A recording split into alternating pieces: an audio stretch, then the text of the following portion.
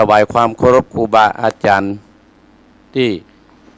เปิดเครื่องวิทยุรับฟังตามวัดตามวาวัดนี้ซึ่งก็เป็นวันอาทิตย์ศรัทธาญาติโยมเมื่อเจ้านี้ยุ่งหน่อยศรัทธาญาติโยมซึ่งเมื่อเจ้านี้เป็นวันที่ยุ่งหน่อยอาตมาภาพกระเทียมจัดเจ้าศรัทธาญาติโยมเสียงกองเสียงมองต่ำเข้าเสียงทุเจ้าเทศทำมาแล้วศรัทธาญาติโยมอีพ่ออีแม่พี่น้องคณะศรัทธาญาติโยมเนอะมาวันนี้ซึ่งก็เป็นเจ้าของวันที่21เดือนธันวาศรัทธาญาติโยมซึ่งเป็นเจ้าของวันที่21เดือนธันวาคมพศ2568ตรงกับเจ้าของวันอาทิตย์เดือน4ขึ้น2ค่ำศรัทธาญาติโยมเนาะศรัทธาญาติโยมเจ้านี้โอ้อาตมาภาพเต็งเข้า มันเปลี่ยนหน้าเฟซใหม่ศรัทธาญาติโยมอาตมาภาพก็หูเนาะขอสุมาอภัยศรัทธาญาติโยมขอถวายความเคารพครูบาอาจารย์ทุกรูปทุกตนโดยมีหลวงพ่อท่านพระครูสาธุกิจจนันท์หลวงพ่อเจ้าคณะอำเภอโดยรอที่เคารพอย่างโยงและท่านพระครูอภิวัฒนวิกรมท่านรองเจ้าคณะอำเภอโดยรอวัดปัตตังเจริญศรัทธาญาติโยมอาตมาภาพมาวันนี้เป็นเจ้าของวันอาทิตย์เลยไป5 นาทีเอาละเพื่อมือเสียเวลาศรัทธาญาติโยมอาตมาภาพก็จักนำอีพ่ออีแม่นั่นศรัทธาญาติโยมเข้าสู่ในการไหว้พระสวดพุทธกุลธรรมกุลเสียก่อนเนอรับลูกเจ้ากินผักตั้งปายรับลูกขวายกินผักตั้งเก้าเนอกับ1กับ2กับ3อะระหังสัมมาสัมพุทโธภะคะวาพุทธังภะคะวันตังอภิวาเทมิกับสุวาคาโตภะคะวะตาธัมโมธัมมังนัมมัสสามิกับสุมบัติปันโนภะคะวะโตสาวกสังโฆสังฆังนะมามิกับนะโมตัสสะภะคะวะโตอะระหะโตสัมมาสัมพุทธัสสะนะโมตัสสะภะคะวะโตอะระหะโตสัมมาสัมพุทธัสสะนะโมตัสสะภะคะวะโตอะระหะโตสัมมาสัมพุทธัสสะพุทธังสรณังกัจจามิธัมมังสรณังกัจจามิสังฆังสรณังกัจจามิตุติยัมปิพุทธังกัจจามิตุติยัมปิธัมมังสรณังกัจจามิตุติยัมปิสังฆังสรณังกัจจามิตติยัมปิพุทธังนานังกัจจามิตติยัมปิธัมมังสรณังกัจจามิตติยัมปิสังฆังสรณังกัจฉามิอิติปิโสภะคะวะอะระหังสัมมาสัมพุทโธวิชาจารณะสัมปันโนสุขโตโรกะเวโตอนุตตโรพุทธิสัตตัมมัสสะตติสัตตาเทวมนุสัตตังพุทโธภะคะวะติสวะคาโตภะคะวะตาธัมโมสันติติโกอาการิโกเออิปัจจิโกโอปะนะยิโกปัจจัตตังเวทิตัปโปวินโยอิติสุปฏิปันโน ภะคะวะโตสาวกสังโฆอุจโจปฏิปันโนภะคะวะโตสาวกสังโฆยายาติปันโนภะคะวะโตสาวกสังโฆสามิจิปฏิปันโนภะคะวะโตสาวกสังโฆยะติทังจัตตาเตโปติสะยุกันนิอัตตาปุติสะปุกขะเอสะภะคะวะโตสาวกสังโฆอะหุนยโยหุนนโยทักขินโยอัญชเดกระนิโยอนุตตรังบุญญาเกตังโลกัสสาติสาธุสาธุพระปัญญาปัตตมีสามทิฏฐัสสาธุพระปัญญาปัตตมีวัดเวทรอมวิริยะปัตตมีอมร้อมดับวังดีศีรปัตตมีบางออกดาบเมตตาปัตตมีภัพเปตังปืนตานะปัตตมีเป็นปืนตั้งต่ออุเบกขาปัตตมี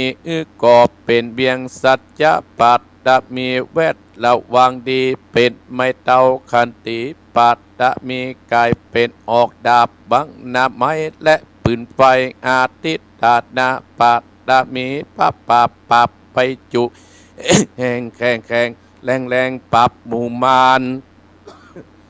พี่สั่งไปเปตทุกตาเปเตดนางทอดานีอัศจรรย์เสือเหมือนปันอยู่กวางน้ำนาทีกวางต่อกวางแตกตีฟองนานองนานอกเป็นข้าวตอกดอกไม้มาปูจาพระเกณฑ์ใจสตานพระปุตตังเลยจุกมาไปโปรดจุกมาอนุญาตโปรดปูกาเตะดีเมธโธดานีออกมาติดมวยผมอยู่ข้างธาตุจังไรงาสับพ่นดินพ่นนำนาทีรงพระไปก็อาบตับเต้าปะยามานเอาอาบปุ่นกัวกับยกมือตุนหัวใส่เกาผู้ข้านี้ชื่อว่าเป็นลูกศิษย์พระพุทธเจ้าตนมีบุญสมปันอันมากพระพุทธเจ้าจริงตั้งพระปัญญาปัตตมิไว้เก้าจานตั้งไว้ตั้งหน้าก็ได้เก้าจานตั้งไว้ตั้งหลังก็ได้เก้าจานตั้งแต่ตีนถึงหัวตั้งแต่หัวถึงตีนก็ได้เก้าจานเส้นว่าลูกปืนจักมาเสมอเหมือนปนเศษก็จักบอกมากระไดข้าพระเจ้าก็ได้ไว้ว่าพุทธกุตังธรรมะกุตังสังฆกุนังตะอินตาธรรมะอินตาสังฆะอินตาสะเมตโตดานีผู้หยุดเดือดน้ำอยู่กำเป็นเด่นการละเนอเกิดตึงถึงคุณพระบิดาคุณพระบรรดาคุณครูบาอาจารย์คุณพระแก้วเจ้าตั้งสามพระการคือคุณพระพุทธังคุณพระธรรมังคุณพระสังฆังคุณแดดคุณฝนคุณน้ำคุณลมคุณกุราชเจ้าก็ดีคุณพระเจ้าตนเผาวัดนาก็ดีคุณนางอุตราก็ดีคุณพระปัจเจเจ้าก็ดีคุณเมตนางทอรณีเจ้าก็ดีจุงมารักษากับนาและกำลังยังตนตัวเองข้าพระเจ้าและท่านผู้ฟังและเจ้าของสถานีกู้สถานียามนี้จิมแต่เตอวันนี้จิมแต่เตอพุทโธพุทธังรักษาธัมโมธัมมังรักษาสังโฆสังฆังรักษาพุทโธพุทธังอะระหังธัมโมธัมมังอะระหังสังโฆสังฆังอะระหังพุทโธพุทธังกันหาธัมโมธัมมังกันนาสังโฆสังฆังกันนาพุทโธโปกธัมมังปิดสังฆังมิตรอายุวันโนสุขังพระลังต่อไปแผ่เมตตาให้ตัวเองเนออะหังสุขิโตโอเม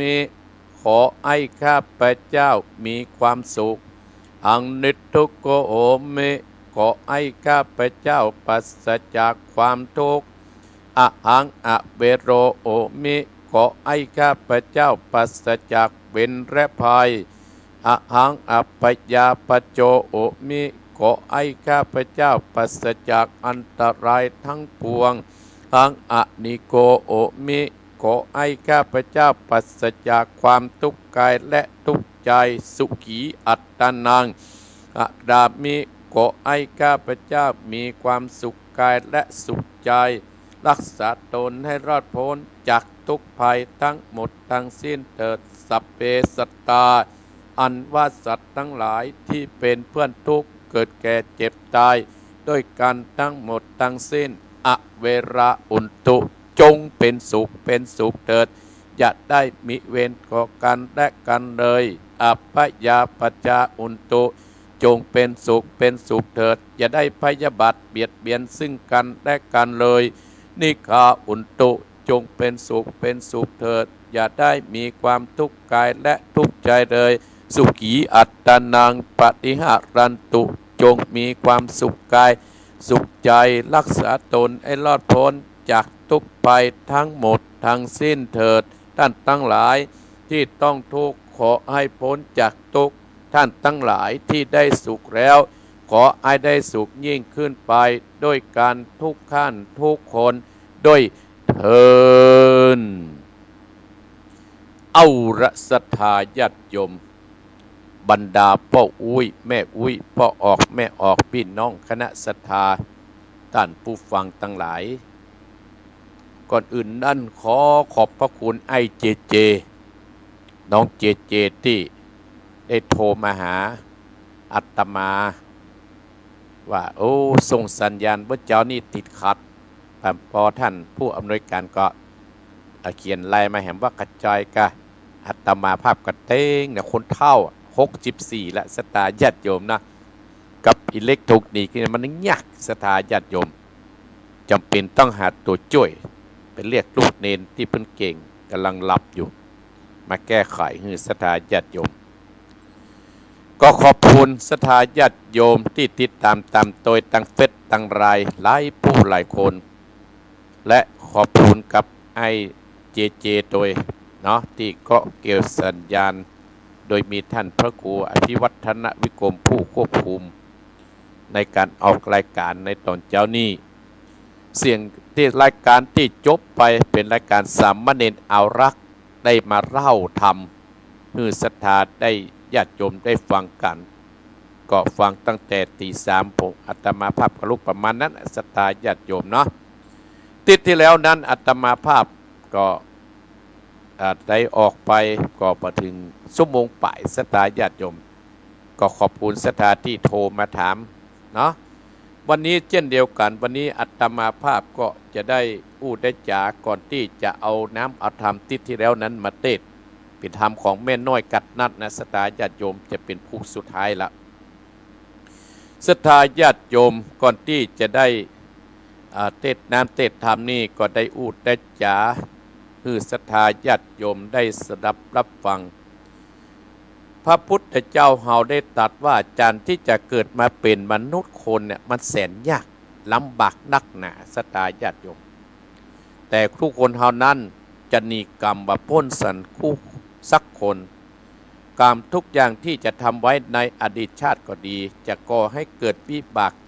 ในสันดานทั้งวิบากกุศลและอกุศลซึ่งเป็นตัวกำหนดให้เขาได้มาเกิดดังบาลีที่ได้เขียนไว้ว่า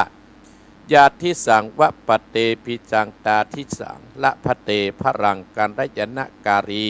การได้ยนังปาปการีจะปาปกังหว่านพืชเช่นใดไว้ก็จะได้รับผลของพืชผลชิดนั้นการที่เขาเกิดมาเป็นมนุษย์แสนลำบากที่มีความอย่างเปิ้นก็ได้ยกว่ามีควายตัวหนึ่งท่านทั้งหลายในตัวควายนั้นมีเพียง2เขา2ขานั้นเปรียบเหมือนเฮาที่เขาได้เกิดมามันแสนยากแต่โคนมันนักศรัทธาญาติโยมโอ้มันเกิดยากเพราะฉะนั้นอาตมาภาพจึงได้มาอู้มาจาเมื่อเฮามาเกิดมาเป็นมนุษย์แล้วศรัทธาญาติโยมเฮาเกิดมาเป็นมนุษย์แล้วเฮาจะต้องเป็นคนดีขึ้นได้คนที่จะเป็นคนดีขึ้นได้เนี่ยจะต้องมี4ดีด้วยกันนะจะต้องมี4ดีอีพ่ออีแม่ศรัทธาญาติโยมท่านผู้ฟังทั้งหลาย จะต้องมีซีดีโยมสุวรรณอินใหญ่และเข้ามาดูอนุโมทนาสาธุโยมสายฝน คนดีจะต้องมีซีดีด้วยกัน1ดีที่หู2ดีที่หาน3ดีที่ดีหลายๆและดีแล้วอย่าห่างเหินศรัทธาญาติโยมอาตมาภาพจึงได้เอาสิ่งเหล่านี้มาอูบมาจะให้ศรัทธาญาติโยมก่อนที่จะได้เทศน้ำเทศธรรมต่อไปดีที่หูศรัทธาญาติโยมก็ดีที่หูเราเกิดมาแล้วเราจะเป็นคนหูเบาศรัทธาญาติโยมการที่เราเชื่อคนง่ายเนี่ยจะทำเราเสียทรัพย์เสียศีลจะทำเราเสียอกเสียใจโดยเฉพาะหมู่เฮาตั้นทั้งหลายดีที่หูนะครับฟังไว้นักศรัทธาญาติโยมองค์สมเด็จพระสัมมาสัมพุทธเจ้าเลยบอกว่าเฮาเกิดมาเป็นคนนั้นเพื่อฟังนักสิ่งที่เราฟังมาแล้วเราก็ต้องเอามาไตร่ตรองเอามาไตร่ตรองแล้วเรานำมาพิจารณาเพราะฉะนั้นสิ่งใดก็ตามที่เราได้ยินได้ฟังมาเราจะไปฟังเชื่อง่ายพุทธเจ้าเลยว่าจะไม่เป็นคนเชื่อง่ายถ้าเราเชื่อง่ายเนี่ยศรัทธาญาติโยมมันจะทำให้เราลำบากจิตลำบากใจมืดหลุนศรัทธาเพราะฉะนั้นเราจะไปผลดีที่หูก็คือฟังนักฟังแล้วก็นำไปพิจารณาว่าเราจะไปจะให้เราชีวิตเอามีความสุขนะเราจะเงี่ยอย่างใดแก่ศรัทธาญาติโยมยิ่งสมัยไปเดียวโอ้มันออกตั้งเฟซตั้งไลน์แล้วทำเราไข้ขี่กันศรัทธาญาติโยมบางครั้งก็เป็นสิ่งดีพ่องสิ่งแต่พ่องปัดแต่พ่องก็เตือนอาตมาครับก็โลกเยื่อเป็นแห่กันนะศรัทธาญาติโยมขนาดได้ฟังมานักได้ยินมานักได้หันมานักยังจะเชื่อเป็นแห่แต่เราต้องใช้ปัญญาใช้สติเราพิจารณาสิ่งที่เราได้ยินได้ฟังมาคนดีต้องมี4ดีดีที่1ดีที่หู2ดีที่หันคือเรานั้นดูในสิ่งที่รอบตัวเราสิ่งรอบตัวเฮาศรัทธาญาติโยมคนใกล้ตัวเฮาก็ดี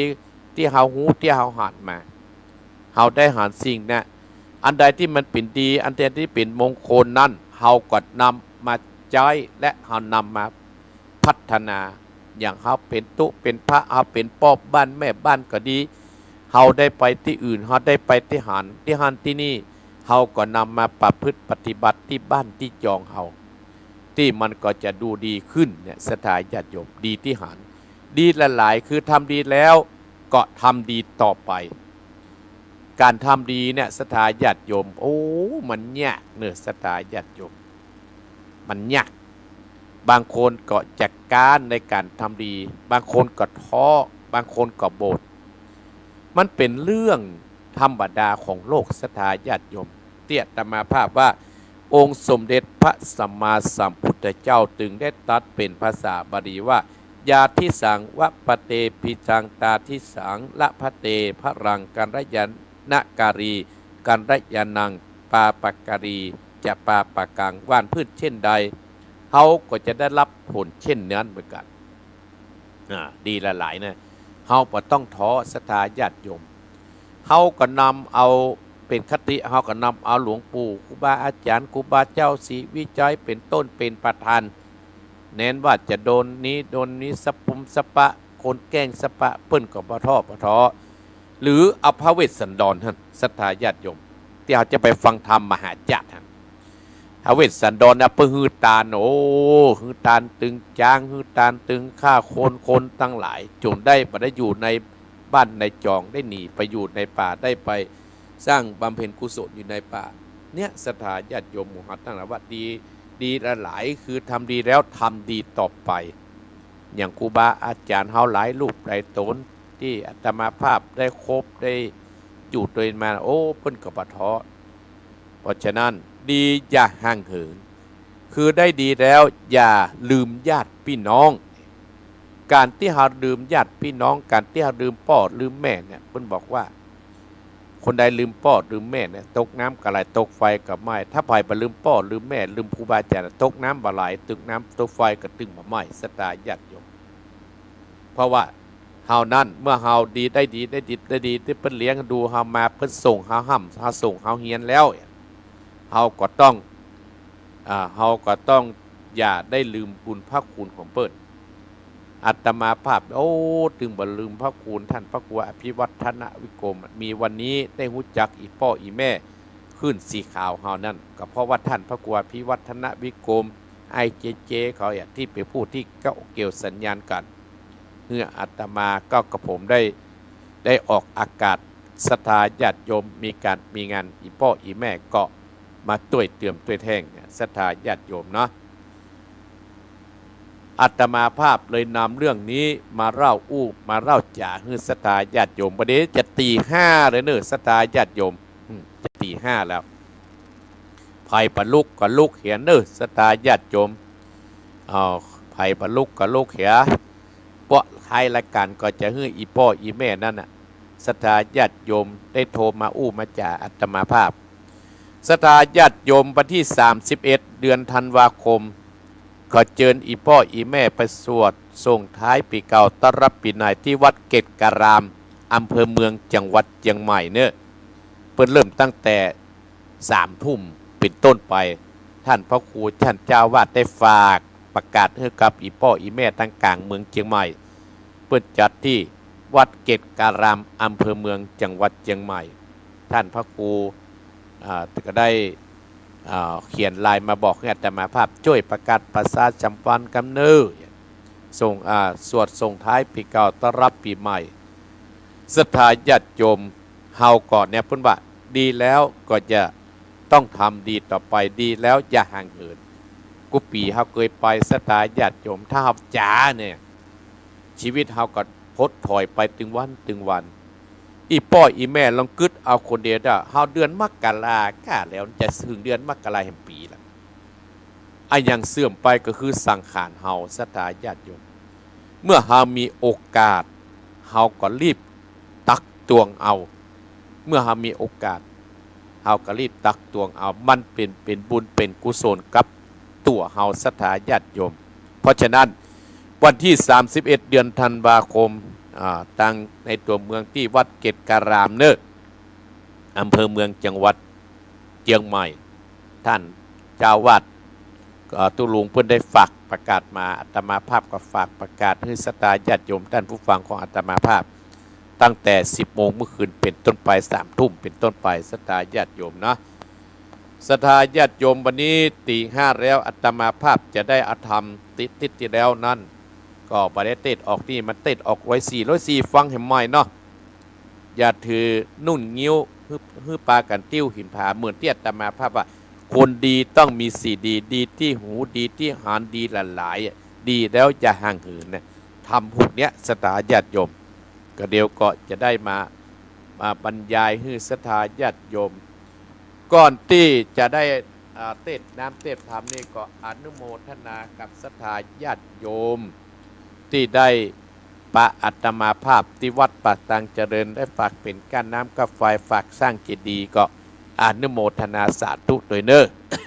ก็มีโยมกัญญาจานะพร้อมด้วยครอบครัวทำบุญน้ำก้าไฟให้กับอาตมาภาพบ้านต้งเซล1 ซองและอนุโมทนากับพ่อสุมิตรแม่ปทุมวันสิงจันทร์สิงใจบ้านส้มปล่อยตำบลบะขุนวันอำเภอสันปะตองโยมนางยุพินแก้วรุนบ้านส้มปล่อยสันปะตองที่มาร่วมกันตานทัดในวันนั้นเนอะแม่แกสนใจทำบ้านบะขุนหวานสันปะตองศรัทธาญาติโยมจิรภาพุทธวงศ์ตันไปหาพ่อวิเสาแม่วิทากันทิมาบ้านส้มปล่อยได้เห็น1 ซองศรัทธาญาติโยมพ่อทองคำแม่สุพัฒน์ยาน้อยบ้านปะปูนวันอำเภอสันปะตองอนุโมทนาสาธุนายจรัสนางหอมหวนสมโนบ้านส้มปล่อยนายจรัสนางหอมหวนสมโนบ้านส้มปล่อยนายนิกรนางพัตรา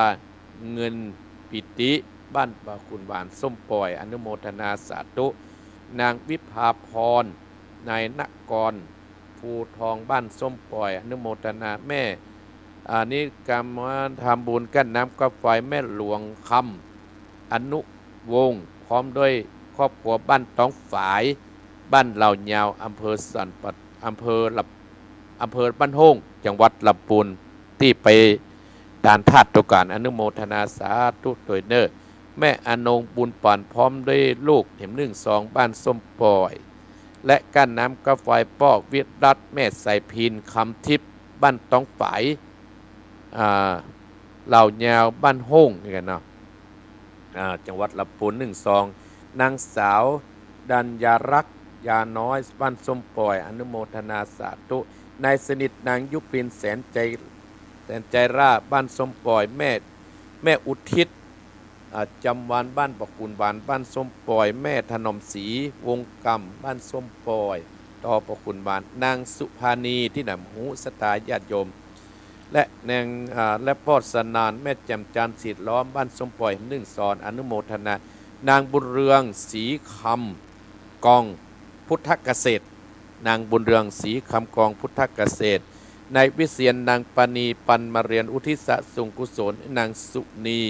อุ่นอกแดงเห็ม1 2อนุโมทนาสาธุเนอสตาญาติโยมบุญใดกุศลใดที่สตาญาติโยมได้กินได้ทานกับปตมาภาพขอให้เป็นบุญและเป็นกุศลและอนุโมทนากับโยมธนกรพรอัมพูนโยมคณุภาพรอัมพูนที่ถวายเก้าอี้หลุยให้กับวัดหนองเห็น1 ตัว 3,500 บาทกะวันพุกวันหือนี่กิจะไปซื้อให้โยมเลยเนอะแล้วเขียนชื่อแล้วก็จะได้ส่งทางเพชรทางไลน์ให้ดูข้อให้โยมธนกรคุณโยมคณุภาพรอัมพูนและครอบครัวเพื่อมีแต่ความสุขความเจริญเพราะว่าอาตมาภาพจะให้มีสัก11 ตัว12 ตัวสตาญาติโยมประเดี๋ยวนี้มี7 ตัวอยู่ส่วนเก้าอี้นั้นโอ้ตะวานี่ก็ไปช่วยงานศพที่วัดบรรทัมสตาญาติโยมที่ปูนเปิ้นก็คือผู้หลักผู้ใหญ่นั่งนะอนุโมทนาสตาญาติโยมที่กินที่ทานกับอาตมาภาพเอาละสตาญาติโยมจัดเทศธรรมแล้วเนอจัดเทศธรรมแล้วเนอสตาญาติโยมช่วงนี้ก็บ่ค่าได้อยู่สตาญาติโยมไปในงาน ศพที่พระคุณเจ้าเพิ่นได้มรณภาพไปเดือนนี้นะโดยหลอดเสียไป2 รูป 2 ตนด้วยกันแต่ว่านี้ประชุมเพลิงไปแล้ว1 รายการวันนี้ก็จะประชุมเพลิงแห่งองค์1สตาญาติโยมวันนี้ก็จะได้ไปร่วมแต่คืนก็ไปร่วมมาประดึกและสตาเอาละเนอพ่ออุ้ยแม่อุ้ยแม่คำนวณแม่สีทรเปรมจิตแม่สวรักษ์เนอต่างพี่น้องฝั่งเนอพี่น้องโดยเต่าไม่สายเนอเอาไหว้ธรรมเนอไหว้ธรรมเนอวันนี้จะเต้นธรรมชื่อว่าอย่าถือนุ่นงิ้วให้ติ้วหินผาเนอตั้งอกตั้งใจสลับรับฟังณบัดนี้นะโมตัสสะภะคะวะโตอะระหะโตสัมมาสัมพุทธัสสะโสสุสังรัปปะเตปัญญังอัปปะมัตโตวิจักโขโน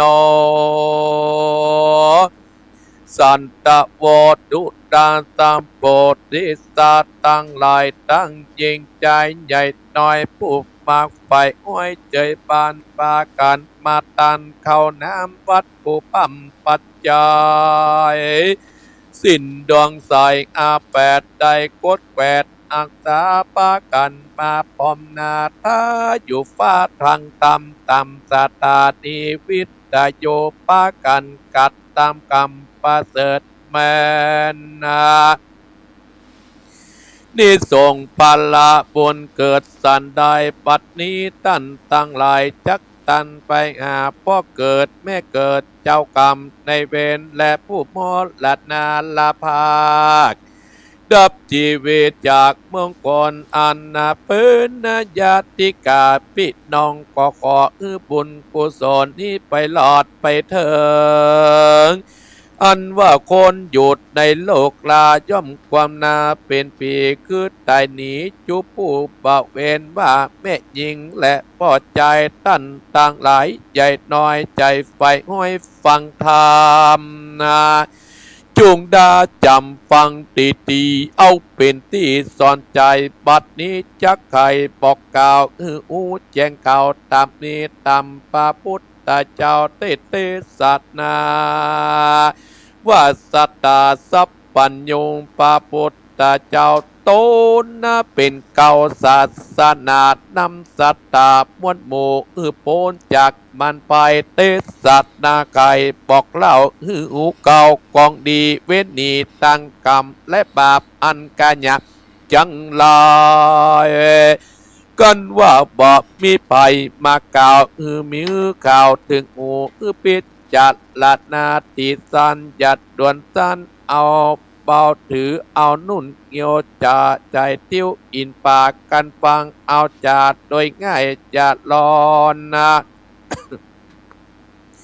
จ้างหอนลาไปหลังตุกป่าปังจองอ้อยได้ตามก้อยเครื่องกีพ่องเกาะอูดีใดพ่องเกาะจะ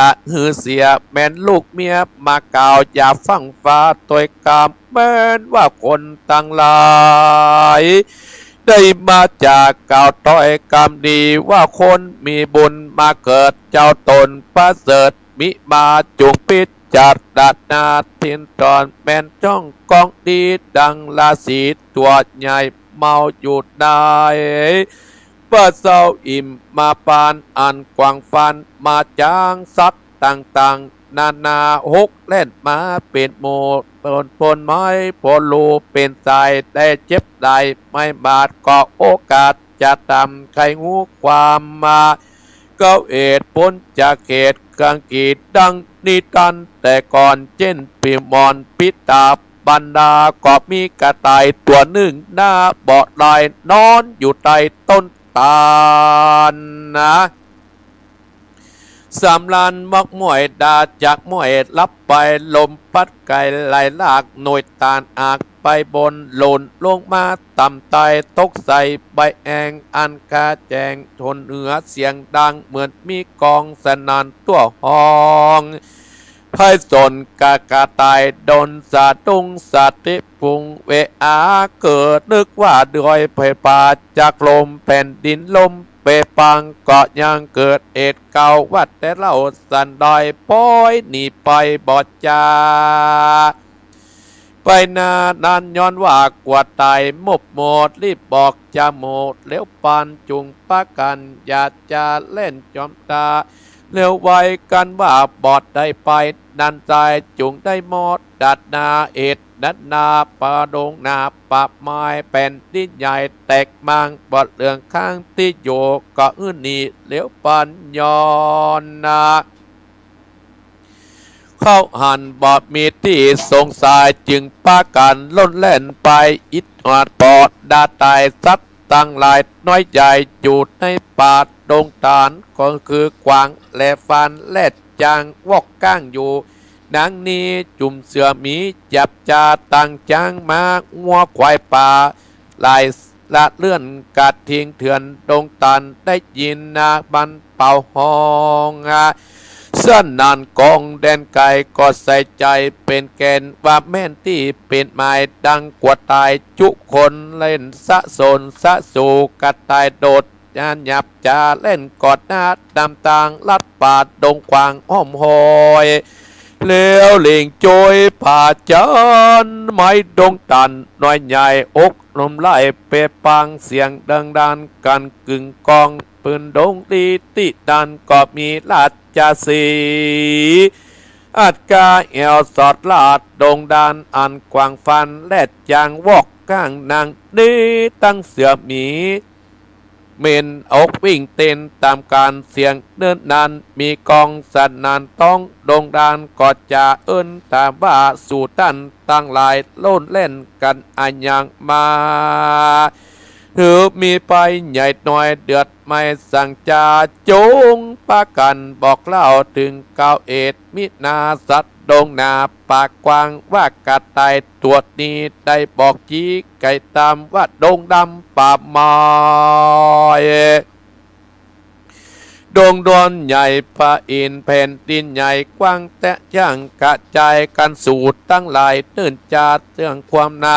มอละนากระต่ายบอกเล่าจึงฟังเฝ้าไปปันล โลดเล่นกันบอดจาเนี่ยความนาไตนีลาสาสีอัดกาบอดจาตามว่าดุรากาไตดงรามตัวปูมึงได้หูและได้อ่านได้ดงตันป่าไม้เป็นดินลมมากได้จะได้จึงบอกกล่าวโอบอกจมูกต่างลายกูนี้ไปใครพอหือแจ้งต่อใส่ตาจุงกาตาปิกปอกไปที่เก่าบัดเดียวกะไตดงเกี่ยวหยับจาก็เก่ากำไปข้าแดดเจ้าดงไปตัวอาจข้าบ่มาดมอดหลัดนาปินตีย้อนฟังนีลาผ้าจริงปนจากตั้งตายจริงบอบไม้คืนโสดที่ยืดเดิมตีลาสาสีเทื่อนตองก็ห้องเสียงดังเลปานโคมขนาบมันบอดจาว่ากูจักขามึงตายมึงอย่าหมายเล่นดีไปที่แดนได้กระไตดงไปนั่นเล่ากันว่าลาสาสีใหญ่คมขนาบการสันทับทับปอกหัวก้มนาหมบมูยูดบอดจ้างกูกำได้แล้วก็ฟังนำไปนาบอดจ้าจะป่าเจ้าฤาษีเจ้าลาสสีตัวสัตว์น้อยใหญ่หมื่นตรวจไปเป็นตาลิบกาตาไปอยู่ที่ต้นตาลกระต่ายดงนาบอกเล่าตามเมลาสาสีกัดนูว่ากระต่ายตัวนี้รับอยู่3 ล้านมีหน่วยตานตกใส่ไปตานใหญ่แห้งเอาก็แจงตั้งเนื้อเสียงเดินใหญ่จะดังป่าลงมากระต่ายตัวนี้นะรับอยู่บอกขาดหูคิงตนใจเบ้วนวันไหวกึศสันใจจักลมปัตตวีตะลมตะรายยินกว่าไตมุกโมจิงปาจมูกปัดเดียววันเนื้อลัดปาดดงนานเอ็ดนานาสัตน้อยใหญ่บอดได้ปิดจัดดานาอันเดียวตั้งใจใจเน็ตมันว่าเอ็ดนานาดังจากกาวอูเล่นอยู่ซาโซนนาโกรักอนน้อยใหญ่เกิดควายนานาฟ้องจะบันติลองคานลำบากแข่งกับมากันและต่างจะเสจำและนาปักคำจังหอยได้ตามก้อยมองกีลาดจติจะป่าหูแจงกาจุอ่านจึงได้บอกกล่าวสัตว์ดงกล่าวปะดงลีได้รีบหนีขึ้นสู่ที่อยู่ไผ่บ้านนั้นแหลดนามุลาสตาตั้นต่างลายเฮ้ยพร้อมอยู่หน้าฟังตามได้จำทิศต่อปากขาดคอบัดใดกันจะกายสอนเก่าว่ามีเก่าลอดถึงอูดดังอูดตีแม่นตีกองทำนะได้ยินนะเก่าโอแม่นหลิงลูดตัวมากันบับนาปาไตกังกีตั้งที่มีคนนาบับใจกาหยาบปาดาเอาคำขาบมาลอเอาแก้วเกตนันเจียงกันมาล่อแก้วสังวันมีกะมาของเกตนันนาแดดได้แต่มาเก็บไว้บอดจาจัดดอดนาลาวลามาจาแล้วแจ้งจัดดาวกำดีว่าคำมีกะใหญ่เอานี่ไตตั้งสองได้นา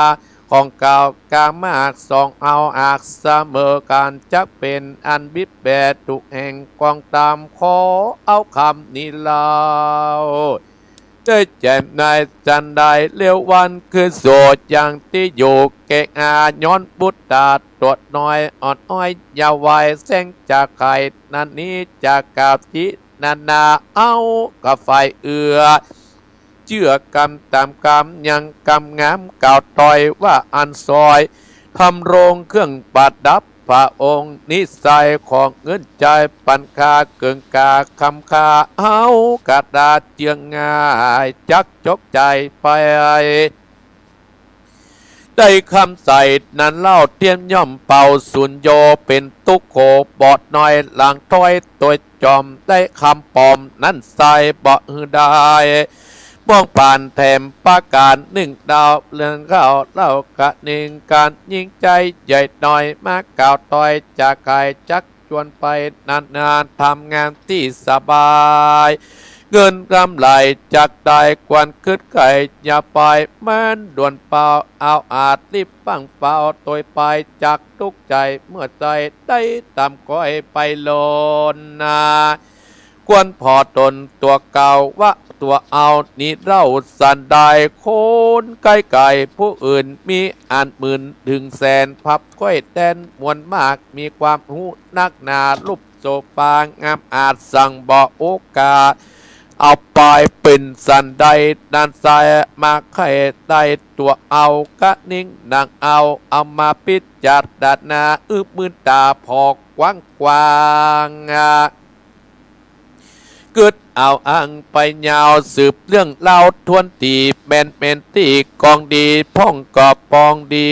ได้พ่องกอบปองอายเสียแม่นอันเล่งโลเชื่อกำอูดตัวรมตำบ่สมปองไฟอ่างได้วิดวางเครื่องขี่คนดีมีมากคนหายก็มีหลายดังยิ่งใจหนุ่มเต่านักปัจเจ้าอาทิตตาจัดสอนคนบอกคือเอาเลื่อมใจไฟตั้งดีเจือพระมุนีปิ่นเก่าตนปาพุทธเจ้าตัดว่าไข่โอไผบอกอูไข่ปานหูอันแจ้งทีบอกเมตีทรงสายใจอ่องแม่นจ้องกองตำแม่นป่าปะกรรมใหญ่น้อยเป็นตดตอยกาดีอันเปิ้นมีเที่ยงแต่อันบับมีแน่เป็นหมายชื่อว่าคนยิงใจใหญ่น้อยตกอยู่ใต้เวรกรรมกันว่ากาตามกรรมกาหยาบกาดีบับกรรมมีตับใจได้ตกไหลจังไรกะดาละภาคตายจากเมืองคนย่อมเอาต้นตกตอดลงสู่อดเปจีกันกัดตามดีดันใจสังกำใบบอกกาดบอกประมาทดาสาจากเป็นบาปทรงโยได้อยู่ใจบานโศกสามร้านคำเจ้าปอดโศกเศร้าเครื่องกีกันไตนีดาปากดับชีวิตจากเมืองคอนย่อมเอาตนไปเกิดจันฟ้าเริดไปบนบอดจ้าแหลดนามุลาสาธาตานตั้งลายเฮ้ยที่ฟังธรรมตั้งสถานีวิทยุในรายการมรดกธรรมกับเมืองเจ้าของวันอาทิตย์วันนี้โดยการเทศนาพระครูวรธรรมนาเจ้าอาวาสวัดหนองเทียนแล้วท่านตั้งหลายฟังก็ฮือจดจำชื่อว่าอย่าฮือได้ขาดด้านนี้ดังบดีท่านกล่าวว่าสุสังระปะเตปุญญังอัปปมันโตวิจโกโนดังนี้ได้กล่าวชี้เป็ดใดว่าสตาผู้ใดกอดแล้วใจพองแผ้วยินดีฟังเมตีนักบาทได้บอกเล่าไขการด้วยใจคบยำบอกขาดบอกประมาทละสาบ่พิจารณาตวนตีเมนตีกองดีปัญญาเตียนย่อมเกิดมีนาได้นำตาปนจากตั้งทุกยากมันพายแม้นว่าโคนนาไก่ไก่ใหญ่หน่อยได้กล่าวถ้อยไข่กำจุงจักนำนินี้กึดทีพิจารณาจะหลิงโลดตัวกำอูคนลายจุงเปล่าวายเมื่อซอยได้ตามก้อยมองผ่านดังนิทานบอกเล่าสัตว์ป่าเศร้าดงนาฟังกะได้จะเอิ้นเปล่าฟังฟ้าถอยไปกัดนิ่งใจกึดสอดละมอดลัดนาพ่องเข่งขาแข้งขาเพราะหากรากได้ลำบากเครื่องขี่ดังลาดสาสีตัวอาจนึกขาดอันใจซัดลงไปใหญ่น้อยกัดก้อยตั้งวายเธอโปนจากตั้งตายจุพูดนั้นแหลดนานิติต่างกิยาสั่งวันนาจะห้องเอ็ดจะตื่นนุ่นเงียวปาการติ้วอินปากอบบางคมสมเลสเดชเอาละศรัทธาญาติโยมบรรดาพ่ออุยแม่อุยพ่อออกแม่ออกพี่น้องคณะศรัทธาท่านผู้ฟังทั้งหลายวันนี้อัตมาภาพทุเจ้าวัดหนองเหียง พระภูวรธรรมนาถเจ้าอาวาสวัดหนองเหียงได้นำรายการธรรมะยำเจ้ามรดกธรรมกำเมืองได้มาเทศได้มาจ๋าได้มาอู้มาจาคือศรัทธาญาติโยมบรรดาท่านผู้ฟังของอาตมาภาพทุกท่านทุกคนที่ตื่นเจ้าที่ตื่นควายก็ดีบางคนก็โทรหาอาตมาภาพเมื่อตะคืนละจะออกรายการก็ออกกะเนาะท่านพระครูพิวัฒนวิกรมก็ห้องตะกี้ละศรัทธาญาติโยมแต่ผิดที่เทคนิคอาตมาภาพมาเก่งต้องไปห้องละอ่อนมาจะแบ่งศรัทธาญาติโยมก็เดียวจะได้พอกรรมเพิ่นสอนกรรมมันเป็นหน้าเฟซใหม่เพิ่นมันปรับมาคนเดียวมันเถอะเครื่องนี้นะก็เลยบุติศรัทธาญาติโยมอีพ่ออีแม่ศรัทธาญาติโยมเฮาเกิดมาบัดนี้ศรัทธาญาติโยมอายุเฮาก็จะได้เพิ่มขึ้นให้เหมาะศรัทธาค้างแหม10กว่าวันเฮาก็จะได้เสี่ยงปีไปให้เหมาะปี68ก็จะจากไปปี69ก็จะได้เคลือบคานเข้ามาศรัทธาญาติโยมอีพ่ออีแม่พี่น้องคณะศรัทธาลงนึกเอาเถอะปีแล้วเฮาเป็นแหมอย่างปีนี้เฮาเป็นแหมอย่างปีนี้ตั้งแต่เดือนมกราถึงเดือนธันวาเฮาได้สร้างอันอย่างไว้กับบ้านกับเมืองเฮาได้ทำอันอย่างไว้กับในชุมชนเฮาได้ทำอันอย่างกับครอบครัวเฮาก็ลองมาพิจารณาว่าเฮาเคยผิดเคยเถียงเคยด่าลูกด่าเท่าเฮาคิดเถื่อไอ้กระดาศรัทธาญาติโยมนะปีหนึ่งอาตมาภาพนี่ก็อยู่กับอีพ่ออีแม่มาอยู่กับท่านพระครูพิวัฒนวิกรมมาเมื่อสมัยวิทยุใหม่ๆศรัทธาท่านอภิครูนะเปิ้นเอาอาตมาภาพคำมาฝึกมาสอนแต่อาตมาภาพอายุนักแต่ท่านเปิ้นมีความเปิ้นเก่งศรัทธาญาติโยมเปิ้นมีภูมิความรู้นักและขอบคุณไอ้เจโดยที่ได้เกาะเกี่ยวสัญญาณเนาะศรัทธาญาติโยมน้ำธรรมคำสอนได้อู้ได้จ๋าเปิ้นว่าอย่าถือนุ่นงิ้วหื้อติ้วหินผาเปิ้นก็บอกคือโคนเฮานั่นศรัทธาเหมือนกับที่อาตมาภาพโคนเฮาจะเป็นคนดีต้องมี4ดีด้วยกันดีที่หูดีที่หานดีละหลายและดีและอย่าห่างเหินเฮาเกิดมาแล้วเปิ้นอย่าว่าเฮานั่นจะไปเป็นคนเชื่อง่ายศรัทธาญาติโยมถ้าเฮาเป็นคนเชื่อง่ายศรัทธาญาติโยมจะทำเฮาเดือดร้อนไปหลังศรัทธาญาติโยมประเดี๋ยวนี้เฮาจะว่ารีบเชื่อจะไปฟังเชื่อเพราะว่าบางคนนั่นก็จุเฮาได้บางคนจุเฮาเสียอย่างอีพ่ออีแม่ก็หันกันหลายผู้หลายคนเสียคู่เสียคนมานักครูบาอาจารย์ก็เสียคู่เสียคนมานักก็เพราะว่ากรรมเล่าสืบกันมาเนี่ยศรัทธาญาติโยมอาตมาภาพเลยเอาธรรมที่ว่าอย่าถือนุ่นงิ้วเพื่อปากันติ้วหินผาเกิดว่าเฮานั้นจะเป็นคนเชื่อง่ายในธรรมนั้นเปิ้นก็ได้บอกว่าองค์สมเด็จพระสัมมาสัมพุทธเจ้าเฮานั่นคือเฮานั่นคือเป็นคนที่หนักแน่นถ้าเฮาเป็นคนหนักแน่นแล้วจะทำให้เฮานั่นมีแต่ความสุขความเจริญถ้าเฮาไปเป็นคนความหนักแน่นนั้นจะทำให้เฮานั่นเสียอกเสียใจเมื่อหลุนศรัทธาญาติโยมในธรรมนี้ก็เปิ้นก็บอกมีว่ามีกระต่ายตัวหนึ่งศรัทธาญาติโยมกระต่ายตัวนี้ได้นอนหลับพักอยู่ที่ใต้ต้นตาลปืนต้นตาลกันหลับม้วยหลับนอนเนี่ยศรัทธาญาติโยมในขณะนั้นก็ได้มีลมหลวงลมนี้เกิดขึ้นกระปัดหน่วยตาลตกลงจากต้นบนตาลตกลงขี้ดินถูกใส่ใบตาลแจ้งเหนือดังตึ้งเอาศรัทธาญาติโยมกระต่ายตัวนี้กำลังนอนหลับอยู่อีพ่ออีแม่ก็สะดุ้งตกใจกันดอยล่มแล้วเนี่ยแผ่นดินนี้เราแยกกันแล้วเนี่ยสะดุ้งตกใจเพราะด้วยความปวดตายศรัทธาญาติโยมโดดตายกันโดดตายคนเดียวจะมาฮอเอิ้นไปโดยนักกระจายเนอะกระจายเด้อหมู่เฮาตั้งหลายประเด็นดอยที่พุ่นนะ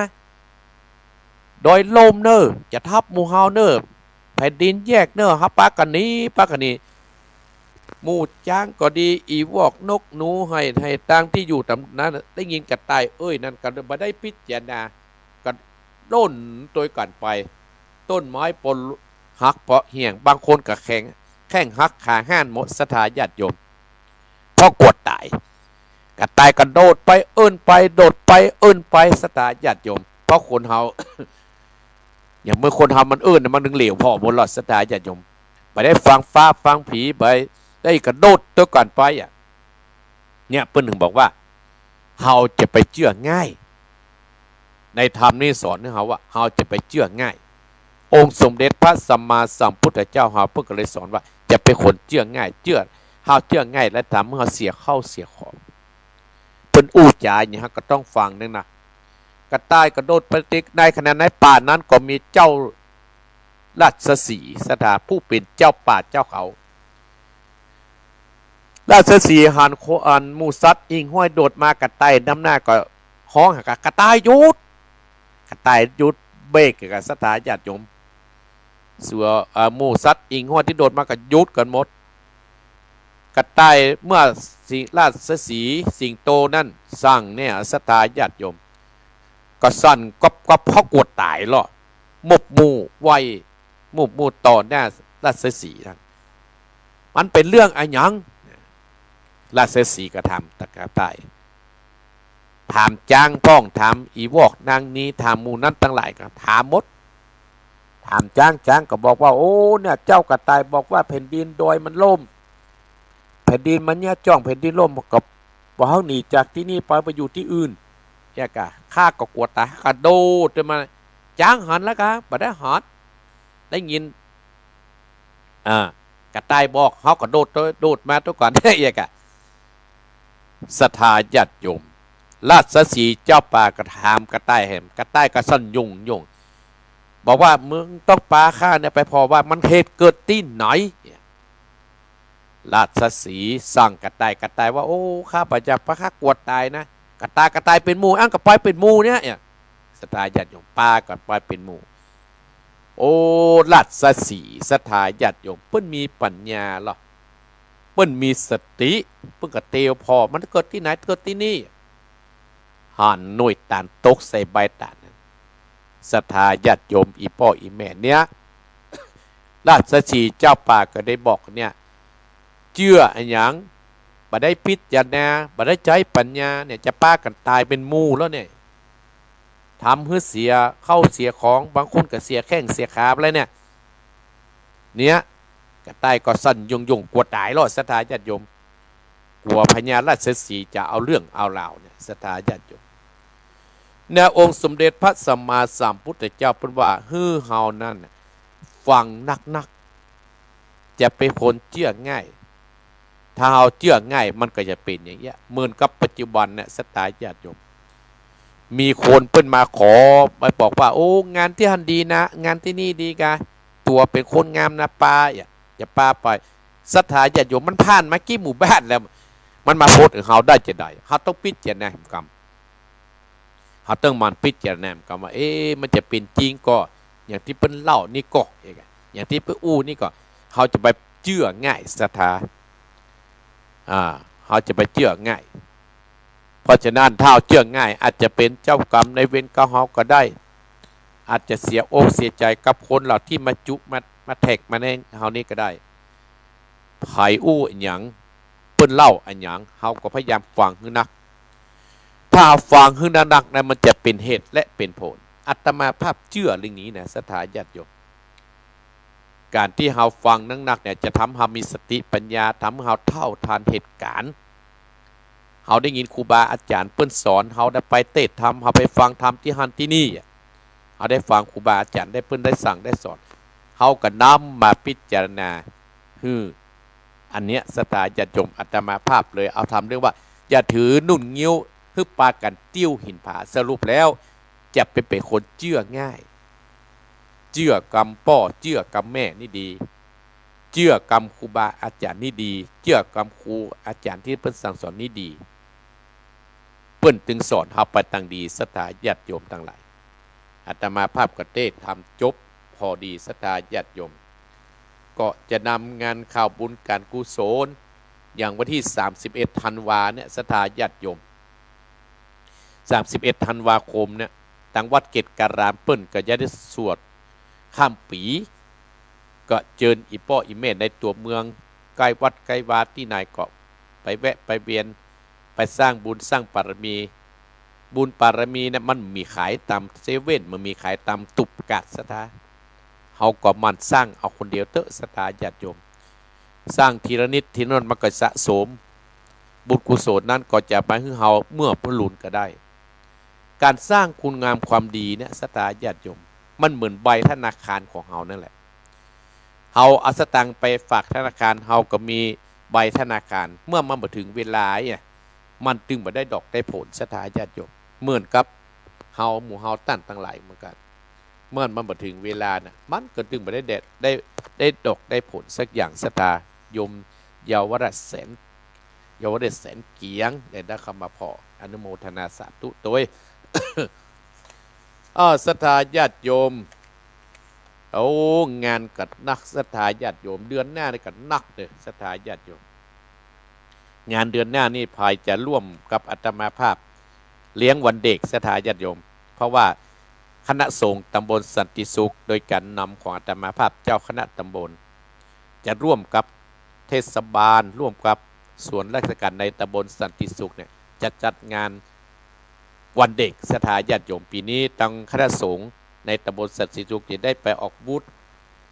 เลี้ยงอาหารละอ่อนและแจกขนมเพราะว่าตำบลสันติสุขปีนี้เพิ่นจะมีบูธแม่บ้านเนี่ยมีบูธคนเฒ่าหรอหรือมีบูธคณะสงฆ์ของหมอเนี่ยทุกโดยการในตำบลสันติสุขจะต้องไปร่วมกันที่เทศบาลวันที่10ศรัทธาญาติโยมทั้งหลายอาตมาภาพก็จะได้นำข้าวหนมก็ดีอาหารเพื่อว่าเลี้ยง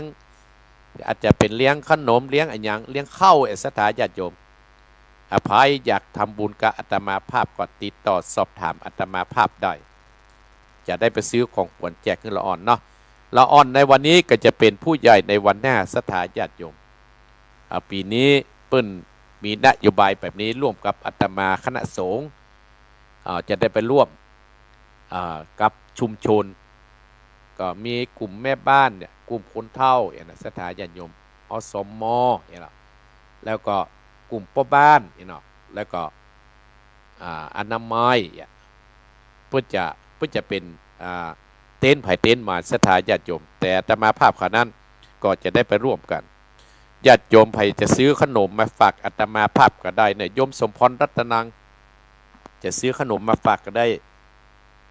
อันยังก็ได้มาม่าก็ได้อาตมาภาพก็มีมาม่าพ่องจะใส่ถุงไว้ ดีซีเปงเนี่ยเนอะจะเอามาม่าเนี่ยจะได้เอาไปแจกขึ้นละอ่อนเนาะอีพ่ออีแม่ส่วนที่จะเลี้ยงข้าวละอ่อนนั่นก็ถ้ามีตังค์นักก็จะเลี้ยงก๋วยเตี๋ยวนะศรัทธาญาติโยมจะเซาะไปซื้อก๋วยเตี๋ยวมาเลี้ยงหรือว่าขนมฮู้เด้อ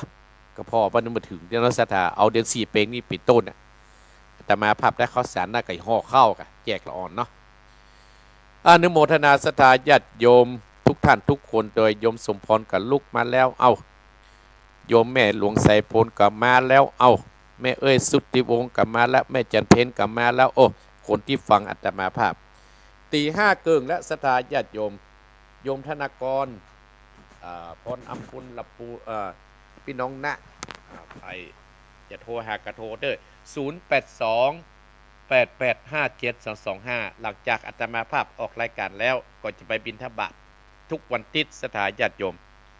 เดินไป2 กิโลหลังจากนั้นก็จะไปงานศพที่ท่านพระสุรัตน์เพื่อจะได้ประชุมเพลิงในวันนี้ที่วัดพระธาตุโป่งขาวมาแล้วศรัทธาญาติโยม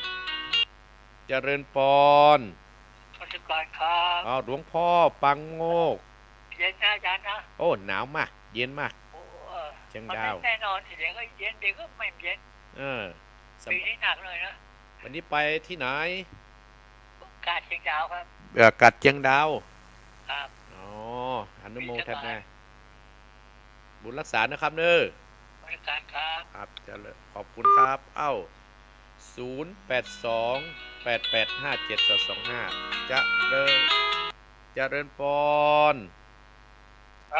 ไว้จากครับท่านพ่อบุญธรรมครับผมหนาวก็หนาวอยู่เว้ยวันนี้ปลาดังได้ วันนี้พักอยู่บ้านเนี่ยครับ เนี่ยพักร่างกายเนาะใกล้สิ้นปีแล้ว ติ้ว เนอะ นุ่งนิ้วดีเหลือติ้วหินผา ก็ เนาะ น่าการจะไปเที่ยวง่ายนะประเดี๋ยวนี้จุกันนะนักนะครับ ครับ เนาะปอนอ ครับผ เจ มไว้ ริญ สา ป ครับ อนพ่อบุญธรรมเจริญปอน ภาษาได้ครับพระครู แม่เพน นิดเด้อจ้ะ แม่เพ เพีย น งแหงแล้วประกอบไม่ให้พระครูเด้อ ตินี่ดังชัดเจนเลย ค่ะ แม่เพน พวก ตา แค่ จั เจ็ ง บที่มันหายไป จั เนาะ งโอเคเนาะ จ้าจ้าแค่เจ็ เจ บ ริญ กำลัง ป ใจ อนไม่ เด้ เป็น อ ตาจางเจริญปอน ไอ้สาเจ้าท่านพระครู แม่สีทอนตื่นเจ้าด้า ฟังอยู่เจ้าชัดเจนดีนะเจ้า ชัดเจนดีแม่สาวรักษ์ลูกเราว่ะ ยังหมูตนาเดียวได้เอิญน่ะตอนนี้ บอกว่าอันหอมอันวันเด็กนะนี่กะลูกหลานหลายในเนอะ เจ้า เจริญปอนนะแม่เนอะ เจ้าวันสา เจ เจ้า ริญปอนเจริญปอน วันสาเจ้าท่านพระครูแม่บัวลอยเจ้า แม่บดรอยอะไรสุปกอ เจ้าฟังอยู่เจ้า หนาวก็ไม่บดรอย หนาวอยู่เจ้า โอ้หนาวอดเอาเนาะ เจ้าอดเอา เดี๋ยวขวายมามันก็ดีนะเจ้า บุญรักษานะแม่เน วั อะ ก็ให้ บุญรักษา เจ้า เจริญปอน สายต่อไปเจริญปอน ไรสาพระครูเจ้าแม่ฟังอยู่เนอะ แม่เรือนแม่เรือน เจ้าชัดเจนเลยเนอะ ชัดเจนเนาะพี่น้องลำปาง เจ้า บุญรักษา ในการเก้าสิบปีเจ้า จะ ตั้งเก้าสิบเจ้า บอกเจริญปอนเจริญปอนได้ไหมเนอะ เจ้าได้ให้กำลังใจเนอะ ขอบคุณอนุโมทนาสาธุโทรมา 0828857225 สถาญาติโยมโทรมาเนอะ ใครอยู่ใกล้อยู่ไกลโทรมาอยู่หนาวก็อากาศเป็นจะได้เองอะมาอีกแล้วสถาญาติโยมเจริญปอนจะอยู่ที่ไหน โทรมาจากบ้านบวกกว่า5ตำบลนครจีดีแม่ไข่แก้ววงซ้ำเจ้า โอ้แม่ไข่แก้วหนาวก็ หนาวเจ้าผ้าห่ม3 ผืนกันนี่ วันนี้หมดไปทางไหนกะ โอ้เนี่ยของกินชายอยู่เจ้า อนุโมทนานะแม่เนอ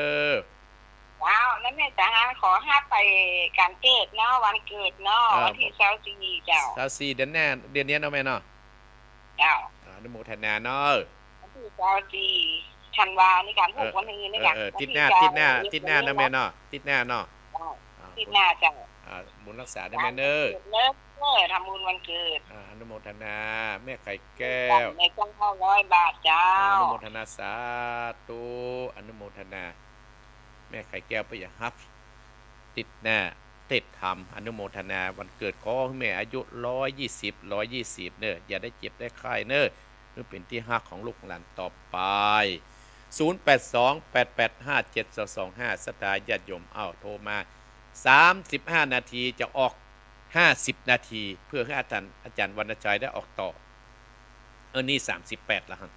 38 นาทีแล้วสถาญาติโยมอาจารย์เนอะมองโทรนี่0828857225เจริญปอน เจ้ากราบไหว้สาเจ้าท่านพระครูแม่ผิดสายพินฟังอยู่เนอะ โอ้ไม่ใส่พินมือแล้วไม่ได้ยินเอาว่าปอย ว่าหยังว่าหยังก็ว่า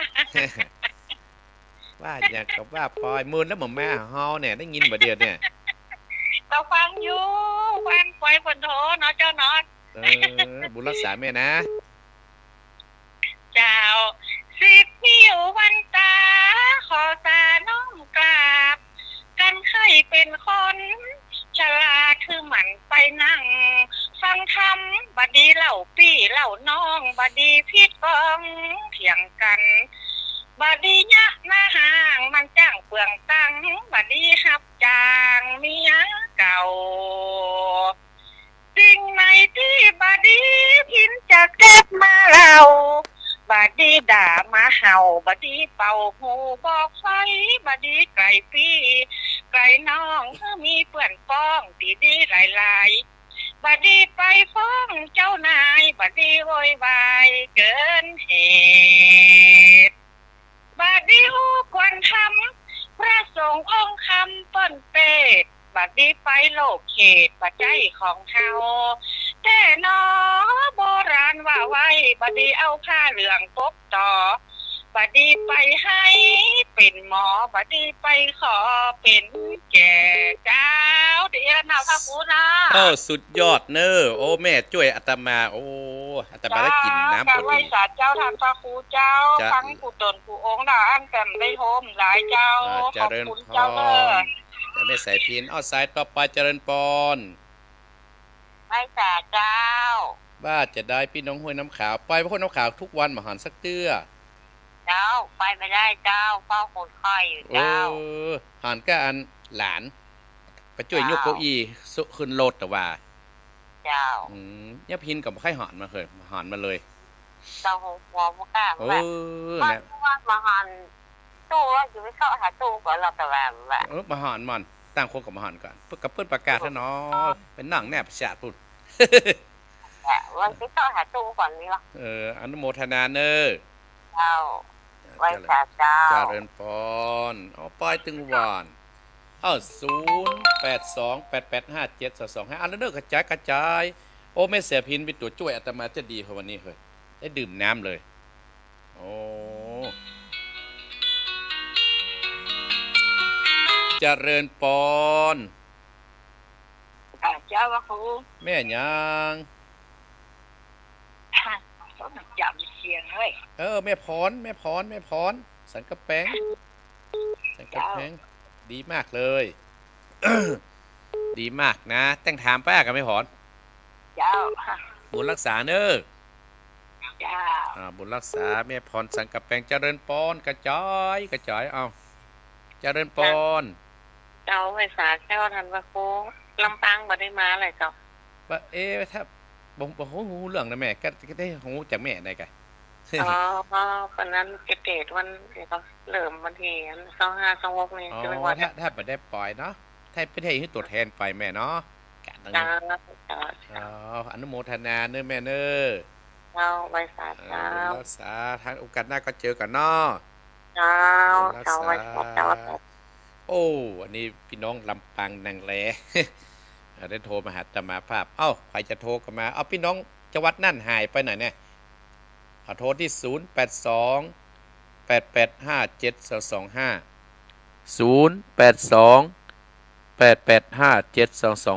สถาญาติโยมค้างแฮม5 นาทีกระจายเนอคณาเดชเอ็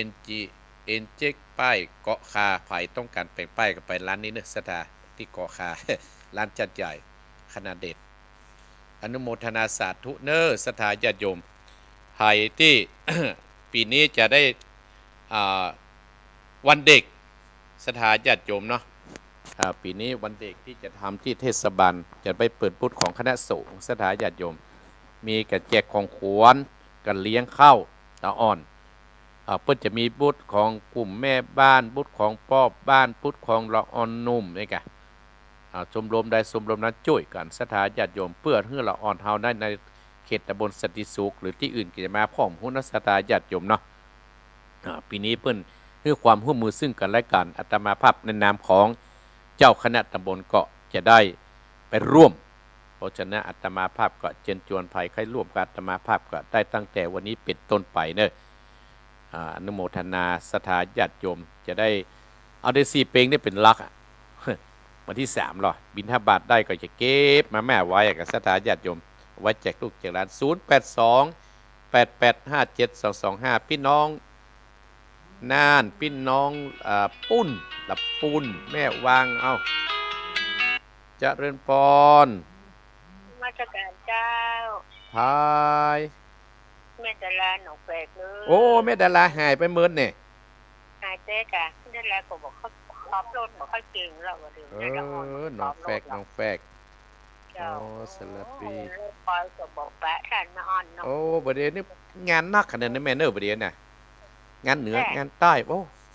ต้องเล่าต้องจะมาต้องเอิ้นมาก่อน เนี่ยแล้วท่านก็บอกให้ม่วนเนอะเข้าแล้วปะ เข้าแล้วอย่างเดียวอาตมากับอ้าวนะครับ บุดเจ็บหัวบุดเจ็บแข้งอย่างนั้นแม่เนาะสังขารมันหมอม่อนบัดเตี้ยงเนาะรักษาสุขภาพด้วยแม่ดาราเนอ แม่ค เจ้า บุญรักษาแม่เน้อ ที่สองนั่นหนูท่านเด้อ บุญรักษาเน้อ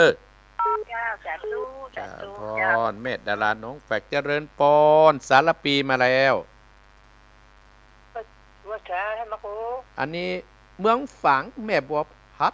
ตอนสถานีวิทยุว่ามาดมแม่ผมจะได้ยินเดี๋ยวนี้แม่เดาสุ่มเดาโทรไปเลยเดี๋ยวนี้ ปิดกะ พูดติดสองติดสามนี่น้ำมาได้ยินน้ำแล้วอ่ะ อ๋อง่อมก่อ แล้วก็แล้วแม่เริ่มไม่ได้ฟังอะไรแม่เดี๋ยวนี้แม่โทรชุ่มมาแล้วนะ ซูมกำลังจัดรายการพอดีแม่เจ้าเนี่ยดินดีนะติด กำลังเกิดท่านพระครูที่สี่นี่ท่านพระครูได้ขึ้นมาจะให้งูหน่อยว่า ถ้าสงสารถ้าอย่าว่างแล้ววันนั้นติดงานบอกให้โยมเปิด ท่านไปเจ้าไก่ขึ้นไปเหมือนกันนะ ยินดีนะแม่เน้อ ไก่ขึ้นไปนะ ยิน คน ดี ปากันว่าท่านพระครูเนาะ เจริญปอนยินดี เจ้า เน้ ว่า อ จานะเจ้ากำลังใจนะเจ้า เจริญปอนสถาญาติโยมเจริญปอน จะตุ้ยหน้าท่านพระครู แม่ยังอ๋อ เห็นโคมเจ้า แม่ยังบอกชื่อให้แกแล้วเขาเพิ่มหูจักเนี่ย